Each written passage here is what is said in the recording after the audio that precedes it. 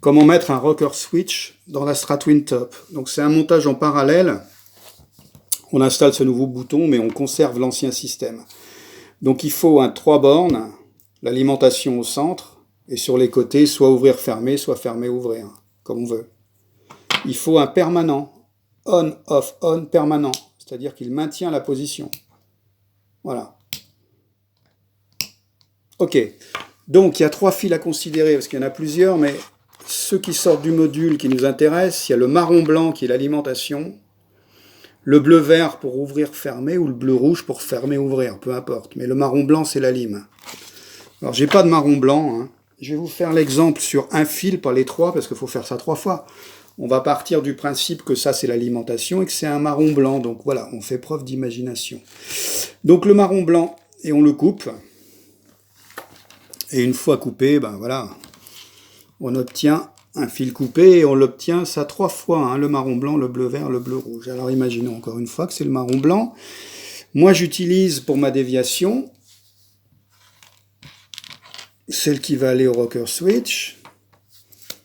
Moi j'utilise des bornes Scotch-Lock. Alors elles sont auto-dénudantes. Pour autant, je vous conseille de dénuder quand même, surtout si vous n'avez pas exactement les mêmes gabarits sur les fils.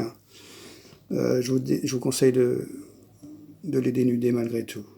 Alors je fais ça vite, hein, on va pas passer la soirée sur comment on dénude un fil, comment on met le machin. Il faut faire ça avec beaucoup d'applications. Là je vais vite parce que je vais pas faire une vidéo longue. Donc ça se clipse, il y a un gel qui rend la chose étanche.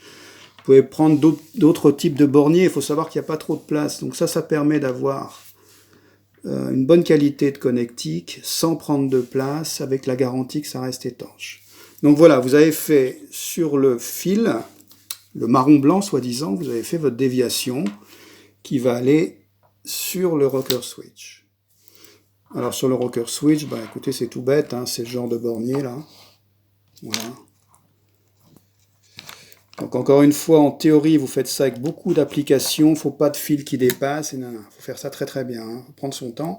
Donc voilà, on fait un sertissage, là je ne le fais pas, mais vous le faites, vous, hein, sérieusement, et ensuite vous insérez à fond dans le bornier que vous avez considéré, en l'occurrence, puisqu'on était parti sur l'alimentation, on met au centre. Alors vous faites ça également pour le bleu-vert, et vous faites ça également sur le bleu-rouge. Voilà, et puis ensuite vous aurez votre bascule.